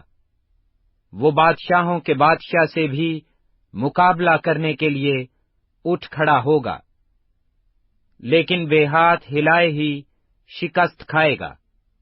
اور یہ صبح و شام کی رویا جو بیابان میں ہوئی یقینی ہے، لیکن تو اس رویا کو بند کر رکھ، کیونکہ اس کا علاقہ بہت دور کے ایام سے ہے۔ اور مجھ دانیل کو غش آیا، اور میں چند روز تک بیمار پڑا رہا۔ پھر میں اٹھا اور بادشاہ کا کاروبار کرنے لگا، اور میں رویا سے پریشان تھا، لیکن اس کو کوئی نہ سمجھا۔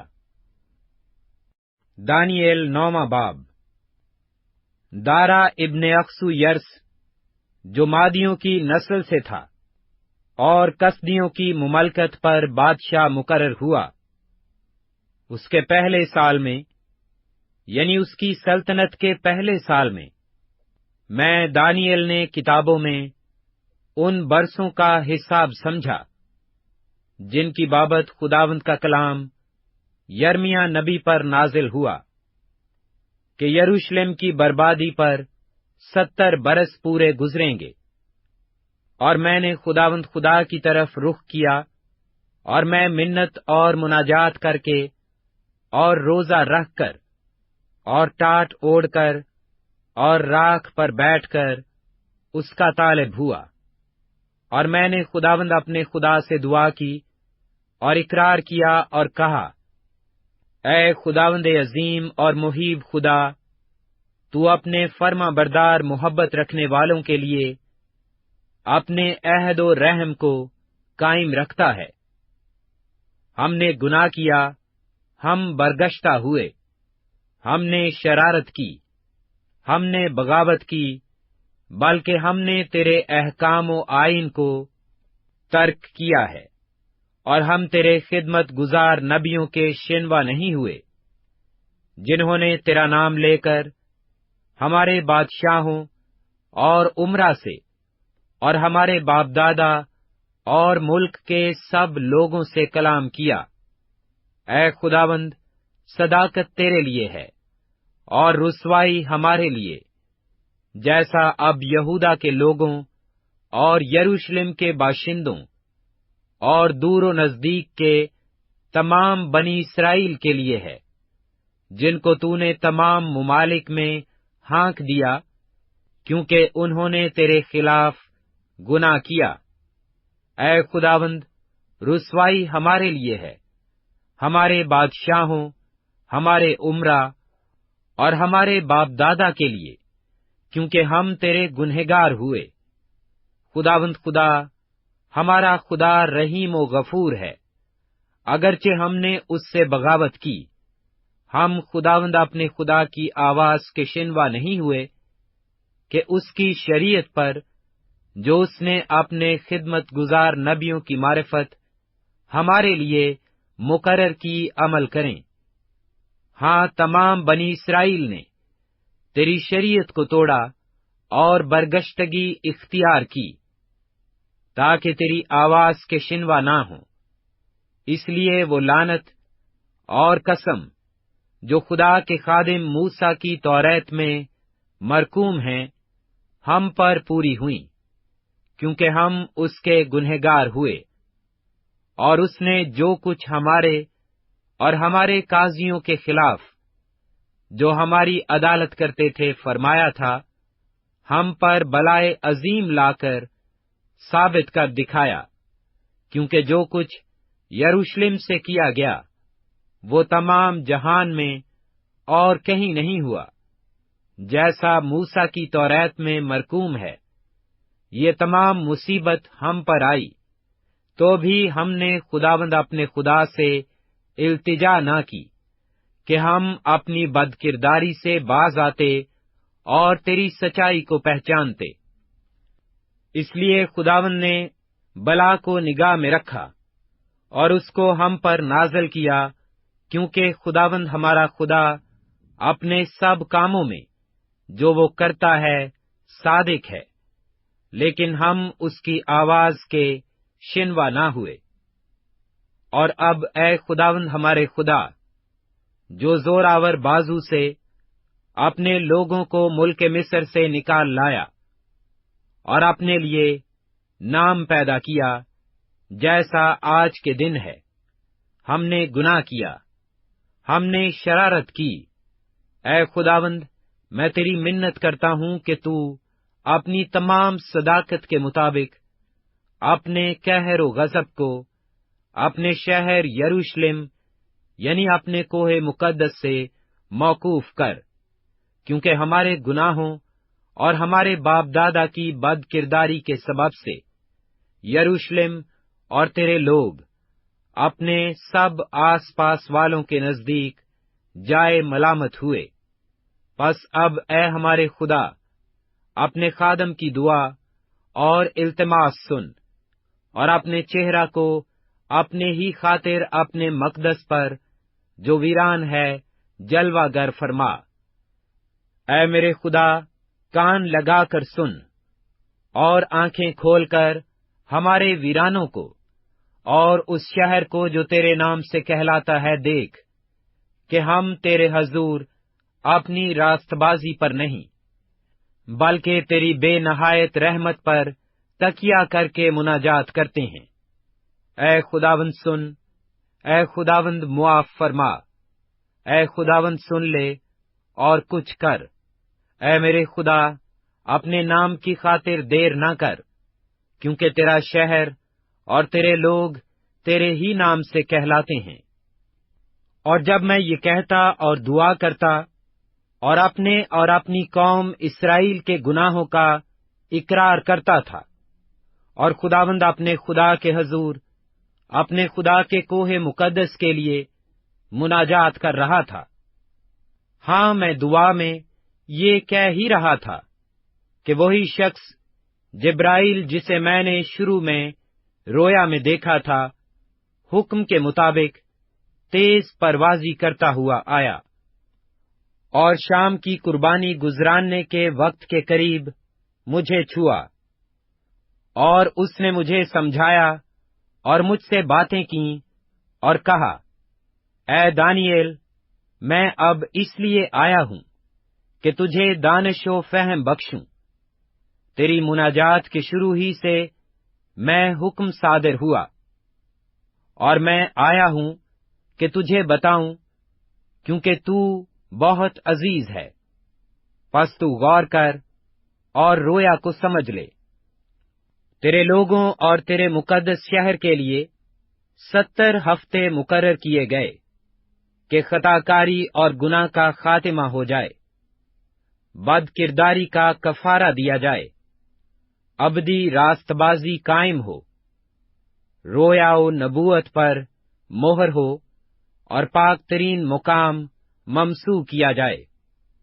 پس تو معلوم کر اور سمجھ لے کہ یروشلم کی بحالی اور تعمیر کا حکم صادر ہونے سے ممسو فرما روا تک 7 ہفتے اور 62 ہفتے ہوں گے۔ تب پھر بازار تعمیر کیے جائیں گے اور فصیل بنائی جائے گی، مگر مصیبت کے ایام میں، اور 62 ہفتوں کے بعد وہ ممسو قتل کیا جائے گا، اور اس کا کچھ نہ رہے گا، اور ایک بادشاہ آئے گا جس کے لوگ شہر اور مقدس کو مسمار کریں گے، اور اس کا انجام گویا طوفان کے ساتھ ہوگا، اور آخر تک لڑائی رہے گی۔ بربادی مقرر ہو چکی ہے، اور وہ 1 ہفتہ کے لیے بہتوں سے عہد قائم کرے گا، اور نصف ہفتہ میں ذبیحہ اور ہدیہ موقوف کرے گا، اور فصیلوں پر اجاڑنے والی مکروہات رکھی جائیں گی، یہاں تک کہ بربادی کمال کو پہنچ جائے گی، اور وہ بلا جواز مقرر کی گئی ہے، اس اجاڑنے والے پر واقع ہوگی۔ دانیل 10واں باب۔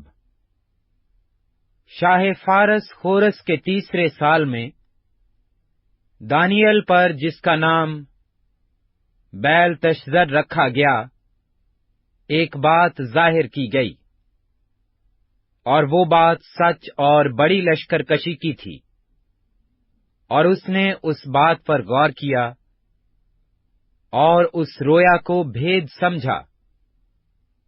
میں دانیل ان دنوں میں 3 ہفتوں تک ماتم کرتا رہا، نہ میں نے لذیذ کھانا کھایا، نہ گوشت، اور میں نے میرے منہ میں دخل پایا، اور نہ میں نے تیل ملا، جب تک کہ پورے 3 ہفتے گزر نہ گئے۔ اور پہلے مہینے کی 24ویں تاریخ کو، جب میں بڑے دریا یعنی دریائے دجلہ کے کنارہ پر تھا، میں نے آنکھ اٹھا کر نظر کی، اور کیا دیکھتا ہوں کہ ایک شخص کتانی پیراہن پہنے اور اوفاز کے خالص سونے کا پٹکا کمر پر باندھے کھڑا ہے۔ اس کا بدن زبرجد کی مانند اور اس کا چہرہ بجلی سا تھا، اور اس کی آنکھیں آتشی چراغوں کی مانند تھیں۔ اس کے بازو اور پاؤں رنگت میں چمکتے ہوئے پیتل سے تھے، اور اس کی آواز انبوا کے شور کی مانند تھی۔ میں دانیل ہی نے یہ رویا دیکھی، کیونکہ میرے ساتھیوں نے یہ رویا نہ دیکھی، لیکن ان پر بڑی کپکپی طاری ہوئی، اور وہ اپنے آپ کو چھپانے کو بھاگ گئے۔ سو میں اکیلا رہ گیا اور یہ بڑی رویا دیکھی، اور مجھ میں تاب نہ رہی، کیونکہ میری تازگی پزمردگی سے بدل گئی، اور میری طاقت جاتی رہی۔ پر میں نے اس کی آواز اور باتیں سنی، اور میں اس کی آواز اور باتیں سنتے وقت منہ کے بل بھاری نیند میں پڑ گیا، اور میرا منہ زمین کی طرف تھا، اور دیکھ ایک ہاتھ نے مجھ کو چھوا اور مجھے گھٹنوں اور ہتھیلیوں پر بٹھایا، اور اس نے مجھ سے کہا، اے دانیل، عزیز مرد، جو باتیں میں تجھ سے کہتا ہوں سمجھ لے اور سیدھا کھڑا ہو جا، کیونکہ اب میں تیرے پاس بھیجا گیا ہوں۔ اور جب اس نے مجھ سے یہ بات کہی تو میں کانپتا ہوا کھڑا ہو گیا۔ تب اس نے مجھ سے کہا، اے دانیل، خوف نہ کر، کیونکہ جس روز سے تو نے دل لگایا کہ سمجھے اور اپنے خدا کے حضور عاجزی کرے، تیری باتیں سنی گئیں، اور تیری باتوں کے سبب سے میں آیا ہوں۔ پر فارس کی مملکت کے موکل نے 21 دن تک میرا مقابلہ کیا۔ پھر میکائیل، جو مقرب فرشتوں میں سے ہے، میری مدد کو پہنچا، اور میں شاہان فارس کے پاس رکا رہا۔ پر اب میں اس لیے آیا ہوں کہ جو کچھ تیرے لوگوں پر آخری ایام میں آنے کو ہے، تجھے اس کی خبر دوں، کیونکہ ہنوز یہ رویا زمانہ دراز کے لیے ہے۔ اور جب اس نے یہ باتیں مجھ سے کہیں، میں سر جھکا کر خاموش ہو رہا۔ تب کسی نے جو آدم زاد کی مانند تھا میرے ہونٹوں کو چھوا، اور میں نے منہ کھولا، اور جو میرے سامنے کھڑا تھا اس سے کہا، اے خداوند، اس رویا کے سبب سے مجھ پر غم کا ہجوم ہے، میں ناتوان ہوں۔ پس یہ خادم اپنے خداوند سے کیوں کر ہم کلام ہو سکتا ہے؟ پس میں بالکل بے تاب و بے دم ہو گیا ہوں۔ پس ایک اور نے، جس کی صورت آدمی کی سی تھی، آ کر مجھے چھوا اور مجھ کو تقویت دی، اور اس نے کہا، اے عزیز مرد، خوف نہ کر، تیری سلامتی ہو मजबूत و तवाना हो। और जब उसने मुझसे ये कहा तो मैंने तवानाई पाई और कहा, ऐ मेरे खुदावंद, फरमा, क्योंकि तू ही ने मुझे कुव्वत बख्शी है। तब उसने कहा, क्या तू जानता है कि मैं तेरे पास किस लिए आया हूं? और अब मैं फारस के मुवक्किल से लड़ने को वापस जाता हूं, और मेरे जाते ही यूनान का मुवक्किल आएगा। लेकिन जो कुछ सच्चाई की किताब में लिखा है तुझे बताता हूं, और तुम्हारे मुवक्किल मिकाईल के सिवा इसमें मेरा कोई मददगार नहीं है। दानियेल 11वां बाब। और दारा मादी की सल्तनत के पहले साल में मैं ही उसको कायम करने और तकवीयत देने को खड़ा हुआ। और अब मैं तुझको हकीकत बताता हूं, फारस में अभी 3 बादशाह और बर्पा होंगे, और चौथा उन सब से ज्यादा दौलतमंद होगा, और जब वो अपनी दौलत से तकवीयत पाएगा तो सबको यूनान की सल्तनत के खिलाफ उभारेगा। लेकिन एक जबरदस्त बादशाह बर्पा होगा जो बड़े तसल्लुत से हुक्मरान होगा, और जो कुछ चाहेगा करेगा।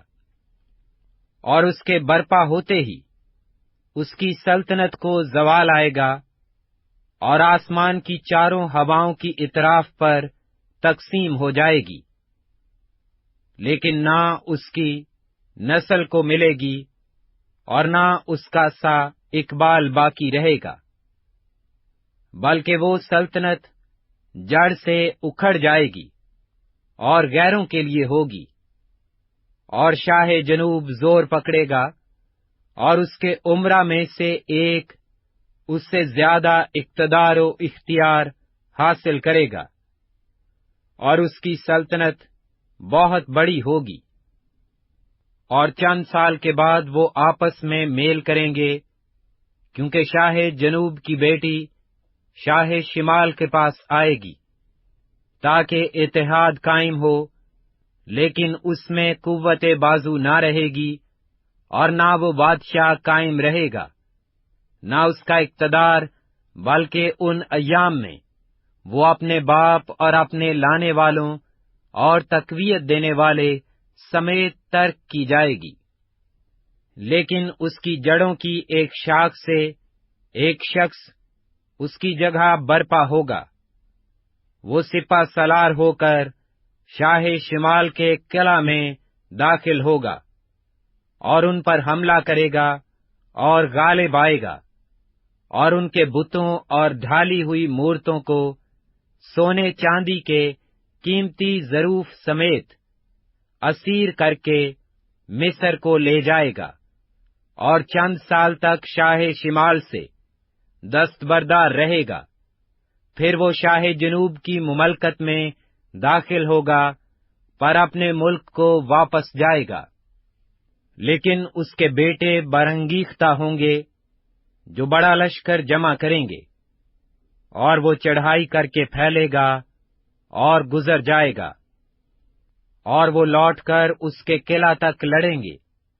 और शाह जनूब गजबनाक होकर निकलेगा, और शाह शिमाल से जंग करेगा, और वो बड़ा लश्कर लेकर आएगा, और वो बड़ा लश्कर उसके हवाला कर दिया जाएगा।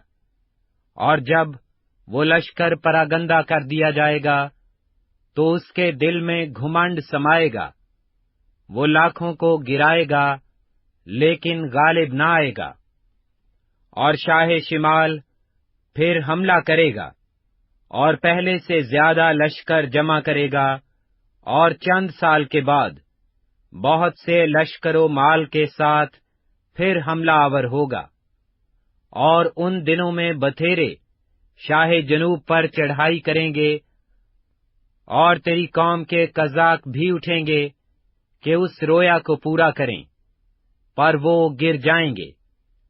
चुनाचे शाह शिमाल आएगा और दमदमा बांधेगा, और हसीन शहर ले लेगा। और जनूब की ताकत قائم نہ رہے گی، اور اس کے چیدہ مردوں میں مقابلہ کی تاب نہ ہوگی، اور حملہ آور جو کچھ چاہے گا کرے گا، اور کوئی اس کا مقابلہ نہ کر سکے گا۔ وہ اس جلالی ملک میں قیام کرے گا، اور اس کے ہاتھ میں تباہی ہوگی، اور وہ یہ ارادہ کرے گا کہ اپنی مملکت کی تمام شوکت کے ساتھ اس میں داخل ہو، اور وہ اسے جوان کنواری دے گا کہ اس کی بربادی کا باعث ہو، لیکن یہ تدبیر قائم نہ رہے گی، اور اس کو اس سے کچھ فائدہ نہ ہوگا۔ پھر وہ بحری ممالک کا رخ کرے گا، اور بہت سے لے لے گا، لیکن ایک سردار اس کی ملامت کو موقوف کرے گا، بلکہ اسے اسی کے سر پر ڈالے گا۔ تب وہ اپنے ملک کے قلعوں کی طرف مڑے گا، لیکن ٹھوکر کھا کر گر پڑے گا اور مداوم ہو جائے گا، اور اس کی جگہ ایک اور برپا ہوگا جو اس خوبصورت مملکت میں خراج گیر کو بھیجے گا، لیکن وہ چند روز میں بے قہر و جنگ ہی ہلاک ہو جائے گا۔ پھر اس کی جگہ ایک پاجی برپا ہوگا جو سلطنت کی عزت کا حقدار نہ ہوگا، لیکن وہ ناگہان آئے گا اور چاپلوسی کر کے مملکت پر قابض ہو جائے گا، اور وہ سیلاب افواج کو اپنے سامنے ریگ دے گا اور شکست دے گا، اور امیر عہد کو بھی نہ چھوڑے گا، اور جب اس کے ساتھ عہد و پیمان ہو جائے گا تو دغا بازی کرے گا، کیونکہ وہ بڑھے گا اور ایک قلیل جماعت کی مدد سے اقتدار حاصل کرے گا، اور ایام امن میں ملک کے زرخیز مقامات میں داخل ہوگا، اور جو کچھ اس کے باپ دادا اور ان کے آباء و اجداد سے نہ ہوا تھا کر دکھائے گا۔ وہ غنیمت اور لوٹ اور مال ان میں تقسیم کرے گا، اور کچھ عرصہ تک مضبوط قلعوں کے خلاف منصوبے باندھے گا۔ وہ اپنے زور اور دل کو ابھارے گا کہ بڑی فوج کے ساتھ شاہ جنوب پر حملہ کرے، اور شاہ جنوب نہایت بڑا اور زبردست لشکر لے کر اس کے مقابلہ کو نکلے گا، پر وہ نہ ٹھہرے گا، کیونکہ وہ اس کے خلاف منصوبے باندھیں گے، بلکہ جو اس کا دیا کھاتے ہیں وہی اسے شکست دیں گے، اور اس کی فوج پراگندہ ہوگی، اور بہت سے قتل ہوں گے، اور ان دونوں بادشاہوں کے دل شرارت کی طرف مائل ہوں گے۔ وہ ایک ہی دسترخوان پر بیٹھ کر جھوٹ بولیں گے، پر کامیابی نہ ہوگی، کیونکہ خاتمہ مقررہ وقت پر ہوگا۔ تب وہ بہت سی غنیمت لے کر اپنے ملک کو واپس جائے گا، اور اس کا دل عہد مقدس کے خلاف ہوگا، اور وہ اپنی مرضی پوری کر کے اپنے ملک کو واپس جائے گا۔ مقررہ وقت پر وہ پھر جنوب کی طرف خروج کرے گا، لیکن یہ حملہ پہلے کی مانند نہ ہوگا، کیونکہ اہل قتیم کے جہاز اس کے مقابلہ کو نکلیں گے، اور وہ رنجیدہ ہو کر مڑے گا، اور عہد مقدس پر اس کا غضب بھڑکے گا، اور وہ اس کے مطابق عمل کرے گا، بلکہ وہ مڑ کر ان لوگوں سے جو عہد مقدس کو ترک کریں گے اتفاق کرے گا، اور افواج اس کی مدد کریں گے، اور وہ محکم مقدس کو ناپاک اور دائمی قربانی کو موقوف کریں گے، اور اجاڑنے والی مکروہ چیز کو اس میں نصب کریں گے، اور وہ عہد مقدس کے خلاف شرارت کرنے والوں کو خوشامد کر کے برگشتہ کرے گا، لیکن اپنے خدا کو پہچاننے والی تقویت پا کر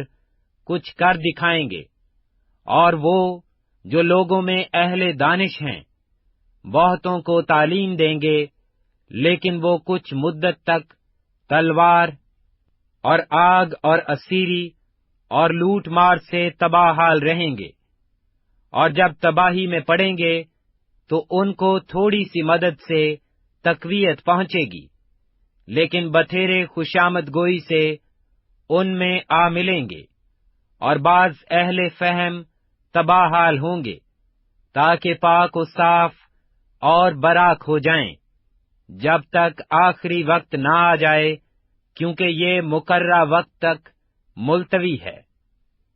اور بادشاہ اپنی مرضی کے مطابق چلے گا اور تکبر کرے گا اور سب معبودوں سے بڑا بنے گا، اور الہوں کے الہ کے خلاف بہت سی حیرت انگیز باتیں کہے گا، اور اقبال مند ہوگا، یہاں تک کہ قہر کی تسکین ہو جائے گی، کیونکہ جو کچھ مقرر ہو چکا ہے واقعہ ہوگا۔ وہ اپنے باپ دادا کے معبودوں کی پرواہ نہ کرے گا، اور نہ عورتوں کی مرغوبہ کو، اور نہ کسی اور معبود کو مانے گا، بلکہ اپنے آپ ہی کو سب سے بالا جانے گا، اور اپنے مکان پر معبود حصار کی تعظیم کرے گا، اور جس معبود کو اس کے باپ دادا نہ جانتے تھے، سونا اور چاندی اور قیمتی پتھر اور نفیس ہدیے دے کر اس کی تکریم کرے گا۔ وہ بیگانہ معبود کی مدد سے محکم قلعوں پر حملہ کرے گا۔ جو اس کو قبول کریں گے ان کو بڑی عزت بخشے گا، اور بہتوں پر حاکم بنائے گا، اور رشوت میں ملک کو تقسیم کرے گا۔ اور خاتمہ کے وقت میں شاہ جنوب اس پر حملہ کرے گا، اور شاہ شمال رتھ اور سوار اور بہت سے جہاز لے کر گردباد کی مانند اس پر چڑھ آئے گا، اور ممالک میں داخل ہو کر سیلاب کی مانند گزرے گا، اور جلالی ملک میں بھی داخل ہوگا، اور بہت سے مغلوب ہو جائیں گے، لیکن ادوم اور مواب اور بنی امون کے خاص لوگ اس کے ہاتھ سے چھڑا لیے جائیں گے۔ وہ دیگر ممالک پر بھی ہاتھ چلائے گا، اور ملک مصر بھی بچ نہ سکے گا، بلکہ وہ سونے چاندی کے خزانوں اور مصر کی تمام نفیس چیزوں پر قابض ہوگا۔ لوبی اور کوشی بھی اس کے ہم رکاب ہوں گے، لیکن مشرقی اور شمالی اطراف سے افواہیں اسے پریشان کریں گی، اور وہ بڑے غضب سے نکلے گا کہ بہتوں کو نیست و نابود کرے، اور وہ شاندار مقدس پہاڑ اور سمندر کے درمیان شاہی خیمے لگائے گا، لیکن اس کا خاتمہ ہو جائے گا، اور کوئی اس کا مددگار نہ ہوگا۔ دانییل 12واں باب۔ اور اس وقت میکائیل مقرب فرشتہ جو تیری قوم کے فرزندوں کی حمایت کے لیے کھڑا ہے اٹھے گا، اور وہ ایسی تکلیف کا وقت ہوگا کہ ابتدائے اقوام سے اس وقت تک کبھی نہ ہوا ہوگا، اور اس وقت تیرے لوگوں میں سے ہر ایک جس کا نام کتاب میں لکھا ہوگا رہائی پائے گا، اور جو خاک میں سو رہے ہیں ان میں سے بتھیرے جاگ اٹھیں گے، بعض حیات ابدی کے لیے اور بعض رسوائی اور ذلت ابدی کے لیے، اور اہل دانش نور فلک کی مانند چمکیں گے، اور جن کی کوشش سے بتھیرے صادق ہو گئے ستاروں کی مانند عبدالآباد تک روشن ہوں گے۔ لیکن تو اے دانییل ان باتوں کو بند کر رکھ، اور کتاب پر آخری زمانہ تک مہر لگا دے۔ بتھیرے اس کی تفتیش و تحقیق کریں گے، اور دانش افزوں ہوگی۔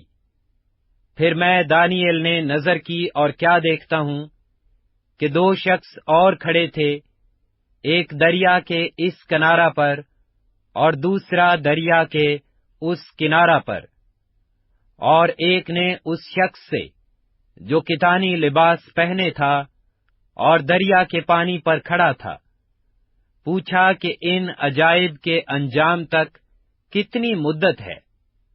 اور میں نے سنا کہ اس شخص نے جو کتانی لباس پہنے تھا، جو دریا کے پانی کے اوپر کھڑا تھا، دونوں ہاتھ آسمان کی طرف اٹھا کر حی القیوم کی قسم کھائی اور کہا کہ ایک دور اور نیم دور، اور جب وہ مقدس لوگوں کے اقتدار کو نیست کر چکیں گے تو یہ سب کچھ پورا ہو جائے گا۔ اور میں نے سنا پر سمجھ نہ سکا۔ تب میں نے کہا، اے میرے خداوند، ان کا انجام کیا ہوگا؟ اس نے کہا، اے دانیئیل، تو اپنی راہ لے، کیونکہ یہ باتیں آخری وقت تک بند و سربہ مہر رہیں گی، اور بہت لوگ پاک کیے جائیں گے اور صاف و براک ہوں گے، لیکن شریر شرارت کرتے رہیں گے، اور شریروں میں سے کوئی نہ سمجھے گا پر دانشور سمجھیں گے۔ اور جس وقت سے دائمی قربانی موقوف کی جائے گی اور وہ اجاڑنے والی مکروہ چیز نصب کی جائے گی، 1290 دن ہوں گے۔ مبارک ہے وہ جو 1335 روز تک انتظار کرتا ہے۔